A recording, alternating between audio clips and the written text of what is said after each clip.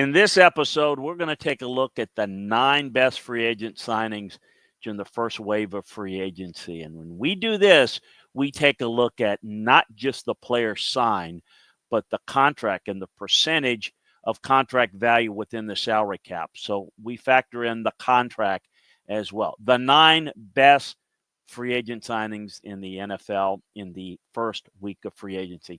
Reminder, though, to like and follow for more videos like this on football. So the 9 best free agent signings thus far in reverse order. Put Devontae Adams of the Rams at 9. It's a 2-year deal, $46 million, $26 million guaranteed. Still a very formidable receiver. He's going to get to play and benefit from playing under Sean McVay and with Matthew Stafford compared to what it has been the past couple of years. He's 32. He's still got explosive threat. A really good signing. The Rams also limited their risk by only giving him a 2-year deal at a fair market price. So if it doesn't work out, again, the downside's not all that bad. 8 would be Justin Fields of the Jets. It's 2 years, $40 million, $30 million guaranteed. Not big money for a quarterback and unproven to a point, but we know that there's some ability with Justin Fields. It's not an amazing signing. It's not a difference-making signing, but one that could become a lot better than they think. And if it doesn't, they haven't mortgaged their future with it. He's a dual-threat quarterback. He is a guy that can be, if not a starting quarterback, be a very quality change-of-pace backup quarterback. The physical gifts are there. And the accuracy, improvement, timing of the ball getting out, they're all things that he's got to improve upon. And I think he will in time.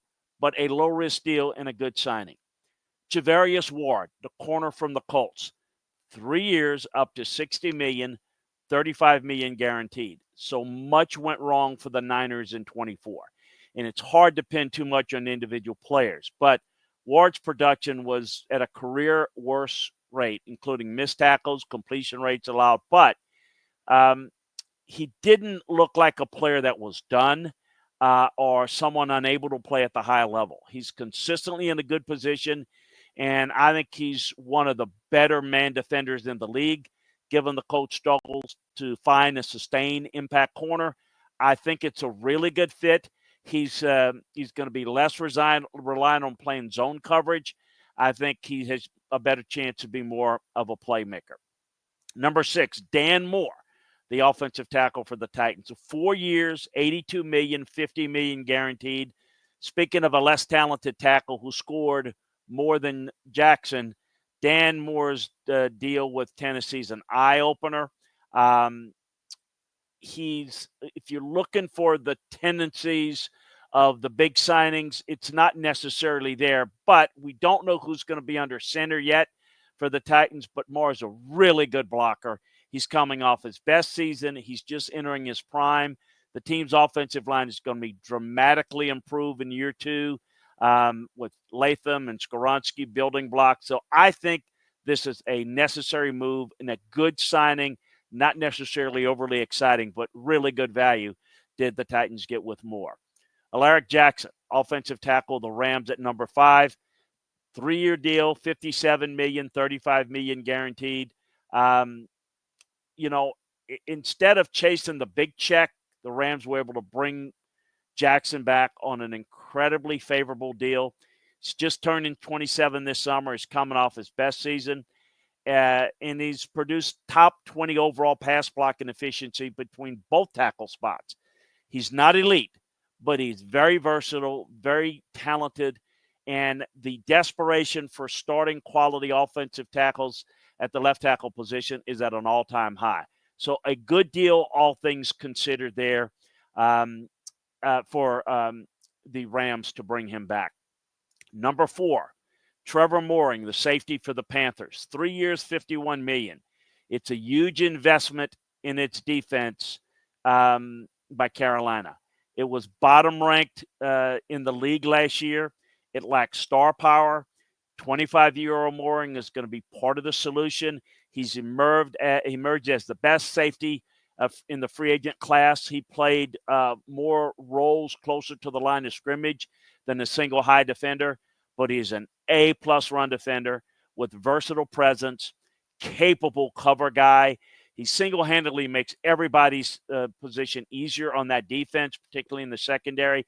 They paid him, did Carolina, near the top of the market, but they did it in a short-term deal, 3 years. So it really doesn't hamstrung them long-term. Number 3, I got to go with Chris Godwin, wide receiver of the Bucs, getting him back. 3 years, $66 million, $44 million guaranteed. One of the more surprising early outcomes of free agency. He never saw the open market. Good job by Tampa. The key in free agency, keep your own guys that you want to that are really good.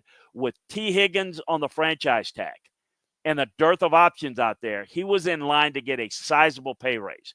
Despite being just 29 years old, limited to the slot, he's still a very valuable player on the open market, and he never got there. Good job by Tampa.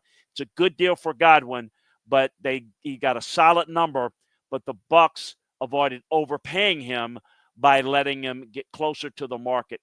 He's a good fit for Baker Mayfield and that offense, so it's really a home run rehire for the Bucs.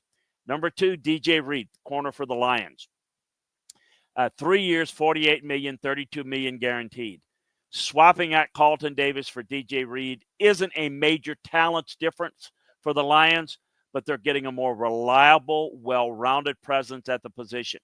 While Davis played the ball better and has a higher upside, he's missed at least 4 games in each of the last 4 seasons, and it's hard to bank on that when you're going to be a team that's making a Super Bowl run later in the year in and year out. Reed is more scheme versatile and will play the run more effectively despite weighing 20 pounds less. Detroit also did well to guarantee only the first 2 years of the contract, allowing them to get out after he turns 30.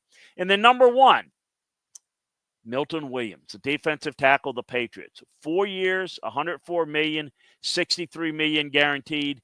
If you're going to swing big at a position, a young defensive tackle is the best risk you can take because of the reward of hitting it big. The Patriots spent a lot of money, and Milton Williams was the crown jewel of their haul. He's just 26, coming off his best year of his career. Now they've got a stellar duo with him and Christian Barmore at tackle. An elite pass rusher who's improved every season.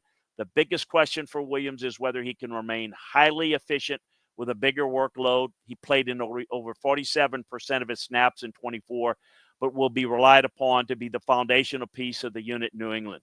He'll be worth this deal, even if it's minor dip in his play, just by the mere fact he's going to be playing over 60% of the snaps. So a really good signing.